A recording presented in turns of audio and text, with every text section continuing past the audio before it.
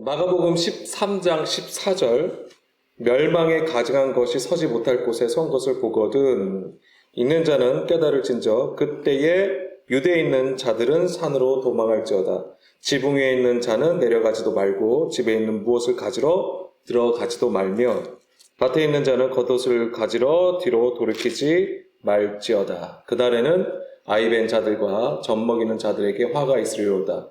이 일이 겨울에 일어나지 않도록 기도하라. 이는 그날들이 환난의 날이 되겠습니다. 하나님께서 창조하신 시초부터 지금까지 이런 환난이 없었고 후에도 없으리라. 아멘. 여기까지 보겠습니다. 자, 다시 14절로 돌아가면 멸망에 가증한 것이 서지 못할 곳에 선 것을 보거든 그때에 유대에 있는 자들은 산으로 도망하라고 했습니다. 자, 이때가 바로 성경에서 말하는 환난의 때라고 하는 것입니다. 우리가 아까 19절에서도 그날들이 환난의 날이 되겠습니다 라고 했습니다. 환난의 때라고 하는 것을 우리가 알아야 됩니다. 자, 이스라엘의 역사를 보면요, 멸망에 가증한 것이 서지 못할 곳에 선 것을 보거든. 자, 이것이 이스라엘의 역사에서도 일어났어요. 이런 일들이. 특별히 우리가 이제 볼 것은 이제 안티오쿠스 3세가 유대인들을 엄청나게 핍박을 해요. 그들이 지키고자 했던 할례, 그들이 지키고자 했던 안식일을 완전히 다 폐지해버려요. 할례도 못하게 하고 안식일도 못 지키게 해요. 오늘 우리에게 따지면 주일 지키지 말라고 하는 얘기랑 똑같죠. 예배 드리지 말라라고 하는 얘기 같아요. 예수님 영접하지 말라. 이런 얘기랑 같을 수 있습니다. 심지어는요, 성경을 소지하는 것까지도 금지해버려요. 그러니까 그들이 말하는 성경은 당연히 모세오경이겠죠. 이걸 가지고 있는 것 자체가 그러니까 위법이 돼버리는 거예요. 불법이 돼버리는 것이죠. 근데 정말 심각했던 건 뭐냐면 성전에 거기에 뭘 세우냐면 제우스 신상을 세워버리는 거예요. 심지어는 돼지 피를 뿌리는 거죠. 그들이 가장 부정하게 여기는 돼지의 피를 가지고 성전에다 뿌리는 모독하는 일까지도 저지르게 됩니다. 이 안티오쿠스 3세가. 그래서 유대인들이 저항운동이 일어나요. 유대인들 사이에서. 그것이 바로 뭘까요? 마카비 혁명이 바로 이때 일어나게 되는 거예요. 여기서 혁명이 일어나고 이스라엘은 여기서 승리를 하고 성전을 다시 회복합니다. 그때 회복하는 것을 기념하여서 지키는 절기가 뭐죠? 하누카라고 하는 거예요. 자, 제가 지금 말씀드리는 건 마카비 혁명이나 하누카 절기에 대해서 말씀을 드리려는 건 아니고요. 다만 이제 이런 역사적인 사건들을 통해서 멸망에 가증한 것이 서지 못할 곳에 선 것이 무엇인지를 알아야 된다고 하는 거예요. 역사적으로는 돼지피를 뿌리고 제우스 신상을 세우는 것, 이런 것을 우리가 보았단 말이죠. 자, 그렇다면 제가 여기서 뭘 말씀드리냐면 이 일을 우리의 이야기로 적용해 보자고요. 우리의 이야기로 적용해 봤을 때에 우리는 고린도전서 3장 16, 17절부터 말씀을 봐야 됩니다. 고린도전서 3장 16, 17절 말씀을 보게 되면 너희는 너희가 하나님의 성전인 것과 하나님의 성령이 너희 안에 거하시는 것을 알지 못하느냐. 누구든지 하나님의 성전을 더럽히면 하나님이 그 사람을 멸하시리라. 이렇게 바울은 적고 있습니다. 사도 바울은 우리가 하나님의 거룩한 성전이라고 했어요. 그냥 예수님 믿는다고 성전이 되는 게 아닙니다. 반드시 하나님의 영이 거하여야지만 하나님의 성전이 되는 것입니다. 그런데 17절을 보게 되면 누구든지 하나님의 성전을 더럽히면, 자, 이 부분에서 아까 제가 서두에 말씀드린 그 역사적인 사건들과 연결해서 우리가 좀 봐야 되는 거죠. 이 성전을 더럽히면은 하나님이 그 사람을 멸하신대요. 굉장히 사실 무서운 말씀이죠. 그런데 여기서 더럽히면, 멸하신다, 똑같은 헬라어 단어가 쓰였습니다. 투데이로. 똑같은 단어예요. 그러니까 누구든지 하나님의 성전을 더럽히면 하나님이 그 사람을 더럽히리라. 또는 누구든지 하나님의 성전을 멸하면 하나님이 그 사람을 멸하리라. 예, 사실 같은 단어인데 우리가 그 상황에 맞춰서 해석을 우리 단어를 달리 사용했을 뿐입니다. 근데 헬라어 단어는 같습니다. 하나님의 성전이 더럽혀진다는 것은 예전에도 나눴습니다만 우리가 하나님의 영이 아닌 다른 것을 모시고 있는 상태예요. 하나님의 영을 모시지 않는 것을 의미하는 거예요. 이게 우리가 더럽혀진 것, 우리가 성전이라면 이 성전이 더럽혀진 상태를 얘기하는 거예요. 그런데 교회를 다니는 자라면 저도 마찬가지입니다. 교회를 다니시는 분들 중에 내가 하나님의 영을 모시지 않는다고 생각하는 사람이 얼마나 있을까요? 지금 이 말씀을 들으시는 분들 중에서도 내가 하나님을 모시고 있는 자인데, 하나님을 내가 믿고 있는데 예수님을 영접하였잖아, 그렇게 생각을 하지, 내가 하나님의 영을 모시지 않는 자라고 생각을 하시는 분이 얼마나 되실까요? 아니면 이것에 대해서 조금이라도 의심을 해본 적이 있으신가요? 아마 없으실 거예요, 대부분이. 누구나가 다 교회를 다니고 하나님을 믿으니까 하나님의 영을 모시고 있다라고 생각을 합니다. 저부터가 그래요. 자, 여기서 우리가 다시 한번 생각해 보겠습니다. 과연 하나님께서 그 사람을 멸하신다, 너희가 그 성전을 더럽히면 하나님께서 멸하신다고 하시는데 이것이 무엇을 말하는 것일까요? 자, 이 그림을 우리는 에덴 동산에서 보았으면 좋겠습니다. 하나님은 사람을 창조하시고 에덴 동산에 그 사람을 두어 그것을 경작하고 지키게 하라고 하셨습니다. 자, 이 경작하고 지키게 하는 것이 무엇인지를 좀 이따 살펴볼게요. 그리고 그를 위하여 돕는 배필을 여자를 하나님께서 만드시잖아요. 그러나 창세기 3장에서 뱀이 등장하고 여자를 미혹하게 됩니다. 하나님은 선악을 알게 하는 나무를 먹지 말라고 하셨고 먹는 날에는 반드시 죽는다고 말씀을 하셨습니다. 그러나 여자는 뱀의 미혹을 받고 선악을 알게 하는 나무를 먹게 되죠. 자, 여기서 남자와 여자가 나오게 되는데 이것은 어떤 성의 구분을 얘기하는 게 아니에요. 여자라는 것은 말씀이 없는 상태예요. 말씀이 아직까지는 진리의 말씀을 가지지 않은 자, 그래서 연약한 자, 그래서 미혹을 받기에 쉬운 연약한 자를 얘기하는 겁니다. 저도 여자가 될 수 있다라고 말씀을 드렸습니다. 성경에서 볼 때는. 그리고 이 여자가 선악을 알게 하는 나무를 먹고 이것을 또한 남자에게도 주게 되는 거예요.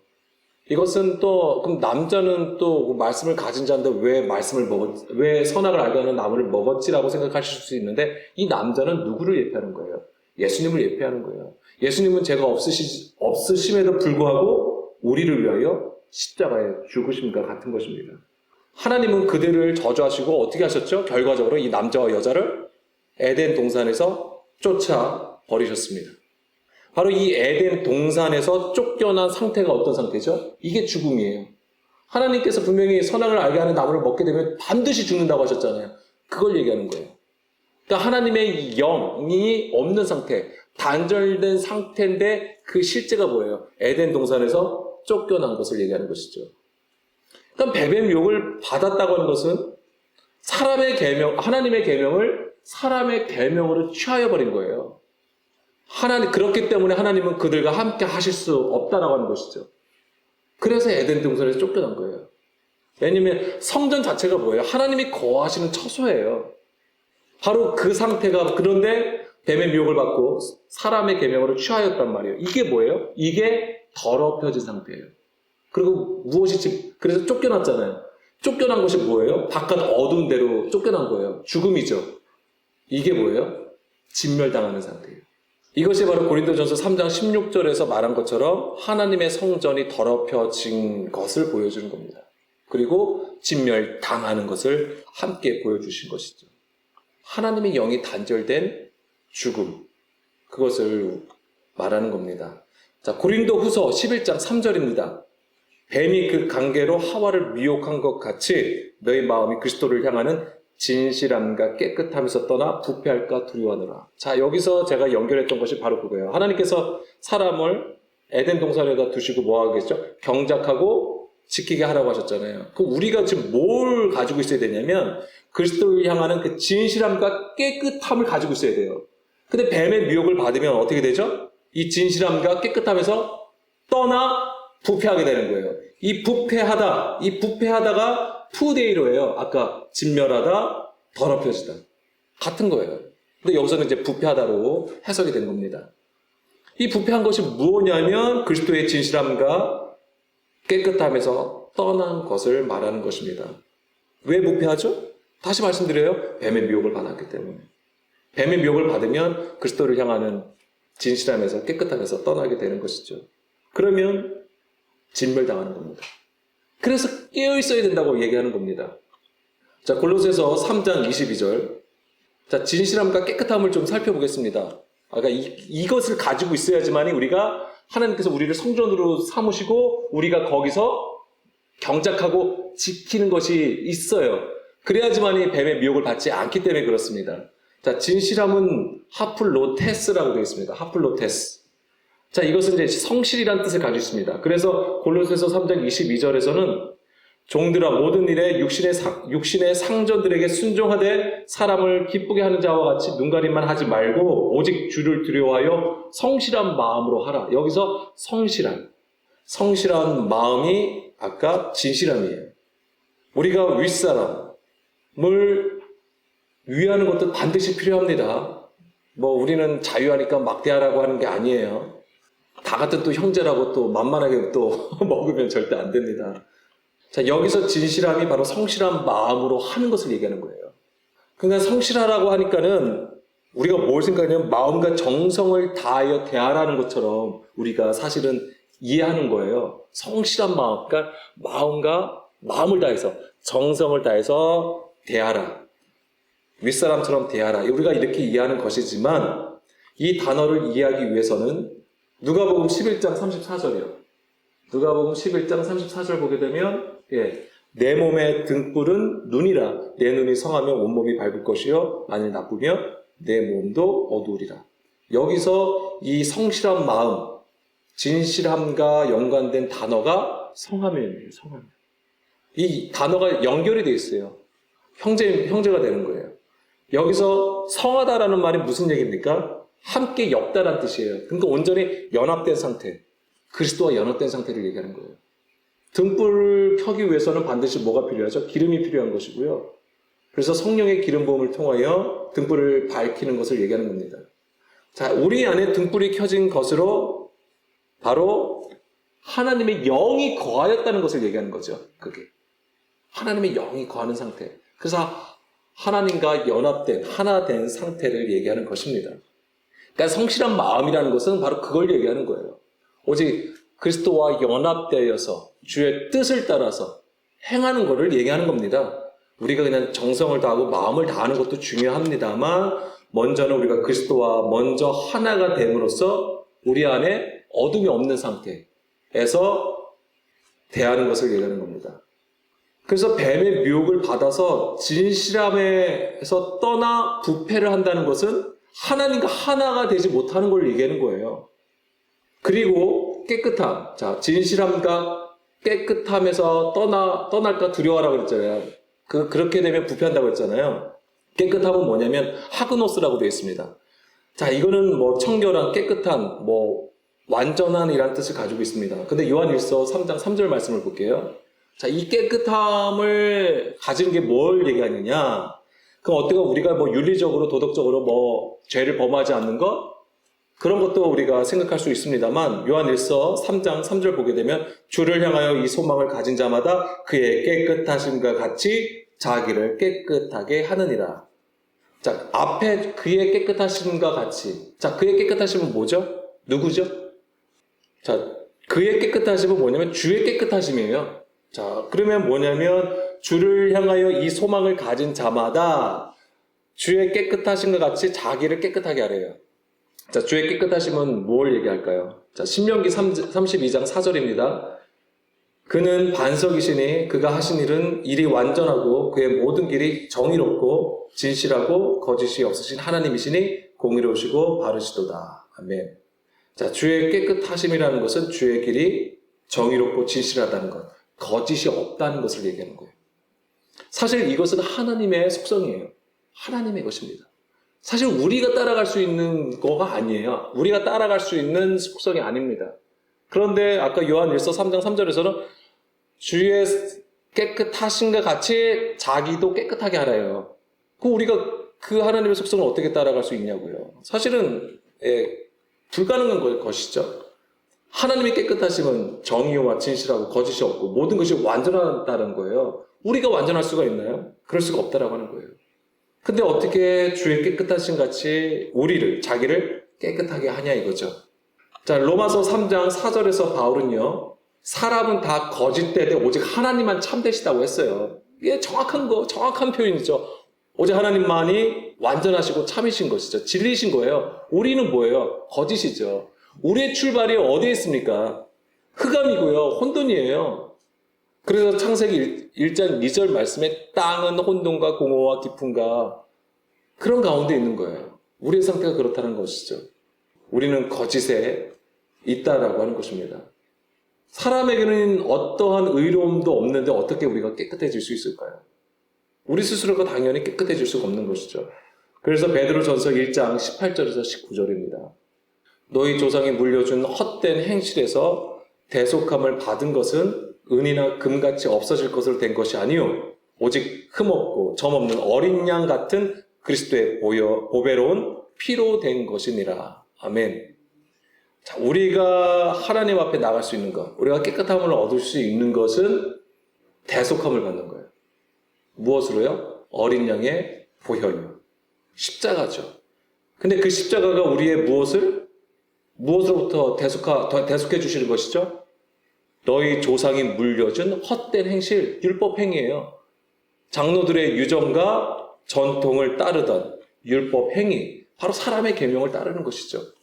그것으로부터 우리를 대속해 주시는 것입니다. 그래서 이것으로부터 대속함을 받는 것이 바로 오직 흠없고 점없는 어린 양 같은 그리스도의 보배로운 피로 되었다는 것이죠. 예수님의 십자가가 바로 율법 조문을 폐하여 버리신 것입니다. 따라서 우리가 깨끗함을 가지려면 반드시 그리스도와 함께 십자가에 죽는 것이 있어야 하는 것이죠. 우리의 육신됨이 죽어지는 것. 이것이 있어야 돼요. 근데 이것을 달리 해석을 하면 어떤 거하고 연결이 되냐면 반드시 주의 성전으로 세워진다는 얘기하고 같아요, 이게.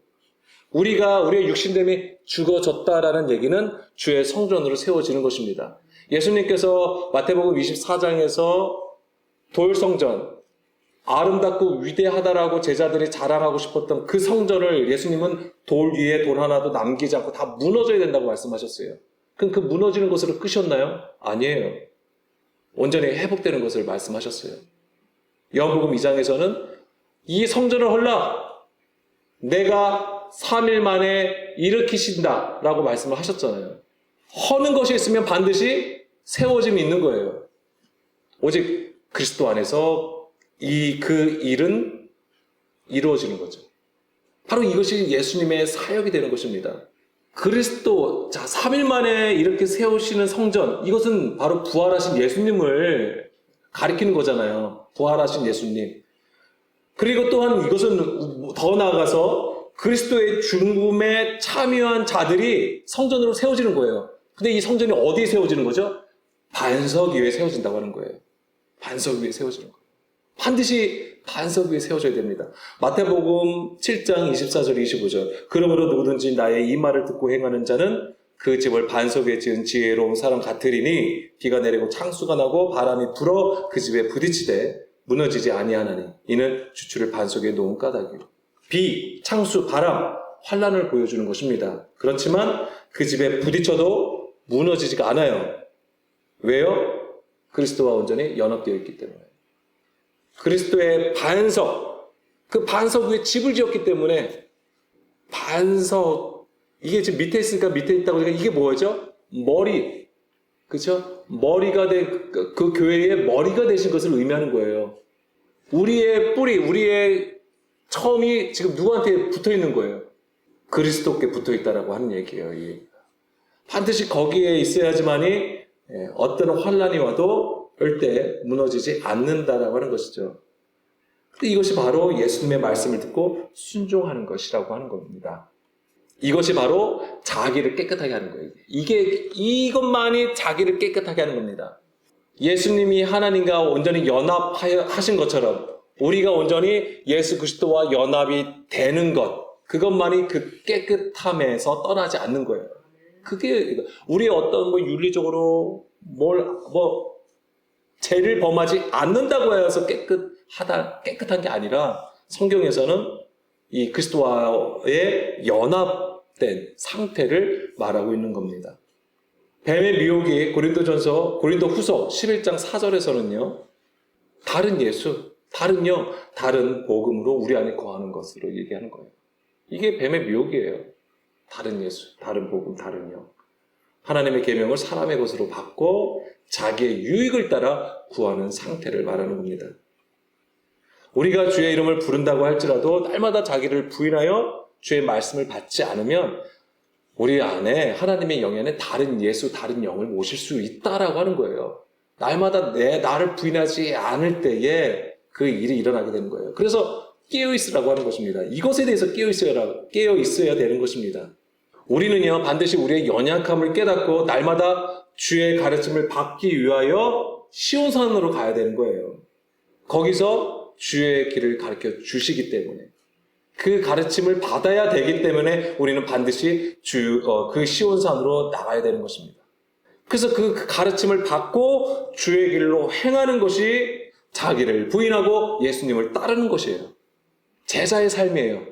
진정한 하나님의 백성으로 백성답게 살아가는 방법인 것입니다. 이것이 바로 우리가 그리스도와 함께 십자가에 못 박히는 실제인 거예요. 우리는 날마다 죽음을 경험을 해야 되면서 동시에 부활을 경험할 수 있어야 되는 겁니다.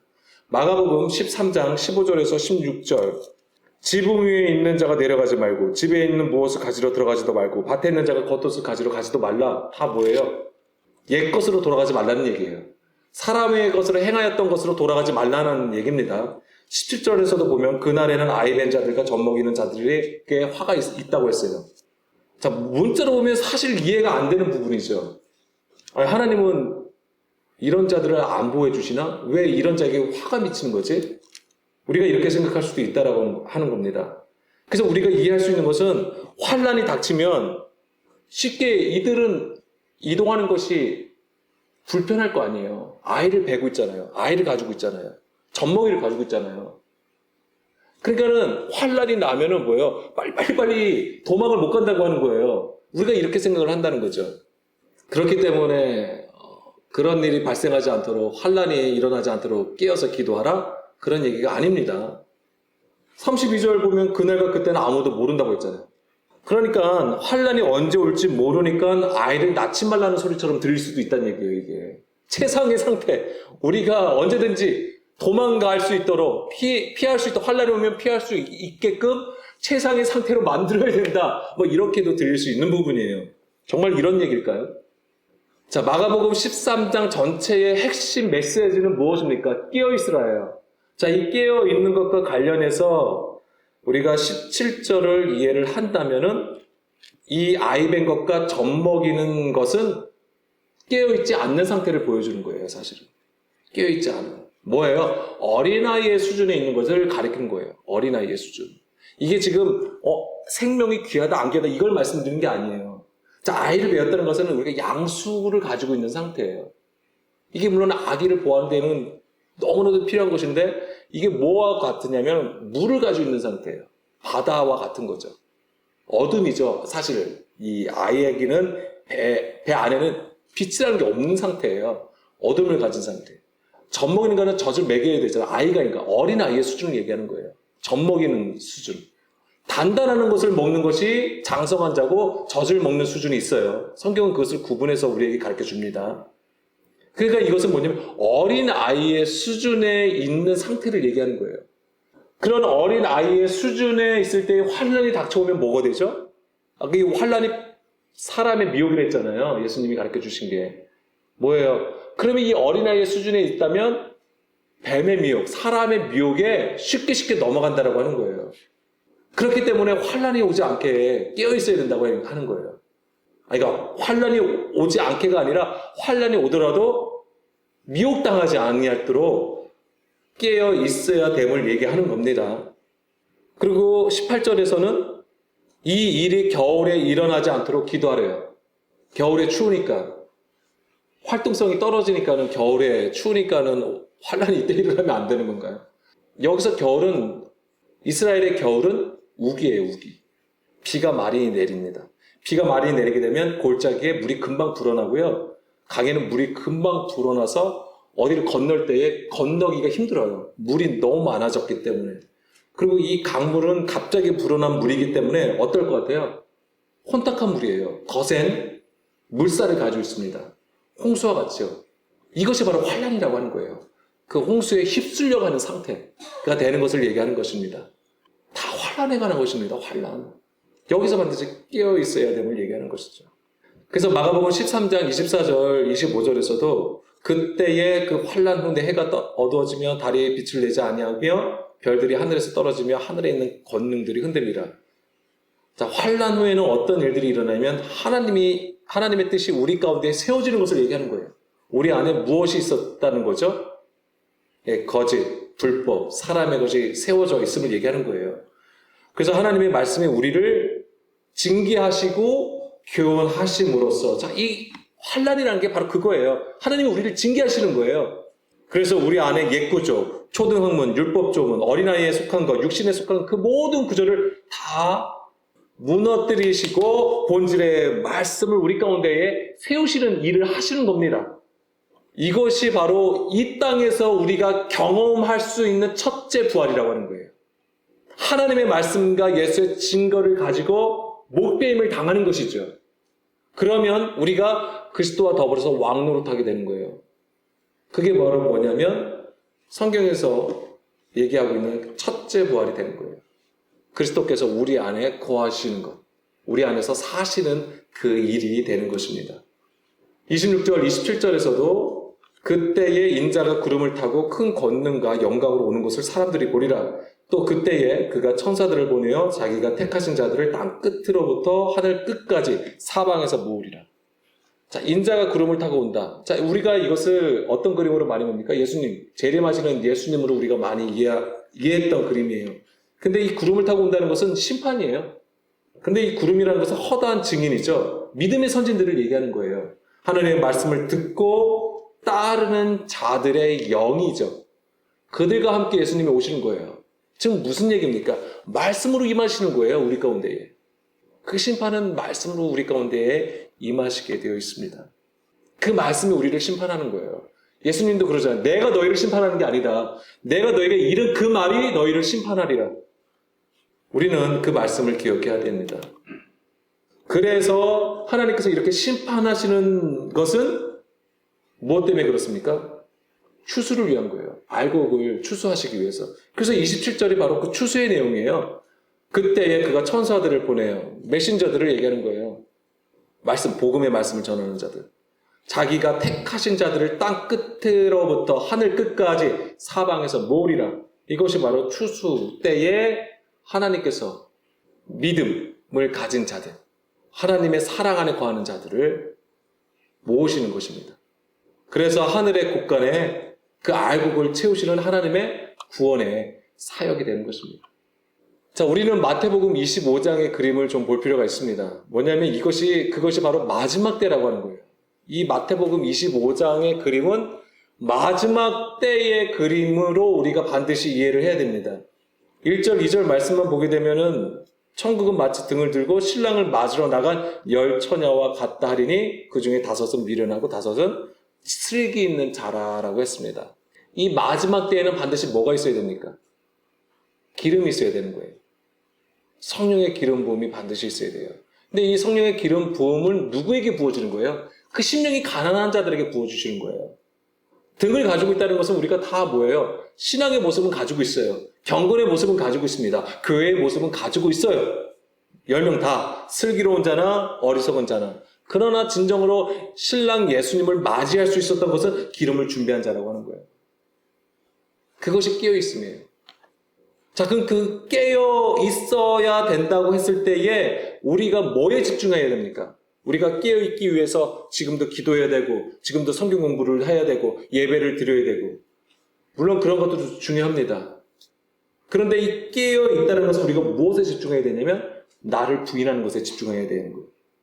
내가 부인되는 거. 무엇으로요? 주의 말씀으로. 내 안에 어마어마한 환란들이 생겨요. 우리가 정말 말씀을 흐레마 주의 음성으로 듣게 되면 우리 안에 어마어마한 환란들이 생긴다고요. 그것을 능히 인내하면서 가야 되는 것입니다. 근데 갈 수 있어요. 왜? 예수님이 우리를 이끌어 가시기 때문에. 나를 부인하는 것이 곧 깨어 있음이에요. 우리가 말 그대로 여기서 겨울이 되지 않도록, 아이를 갖지 않는 것 때문에, 아이를 배지 않도록, 젖먹이가 되지 않도록, 이런 것에 집중하는 게 아니에요. 깨어있다라는 것은 나를 부인하는 것. 오늘도 주의 말씀으로 나를 부인하는 가운데 있다면 그것은 바로 등불을 켜고 깨어 있는 것입니다. 지혜로운 자들과 같아요. 바로 이 지혜로운 자는 반석 위에 집을 짓게 되는 것입니다. 그들이 성전이에요. 그들이 진실함을 가지고 있고 깨끗함을 가지고 있다라고 하는 것입니다.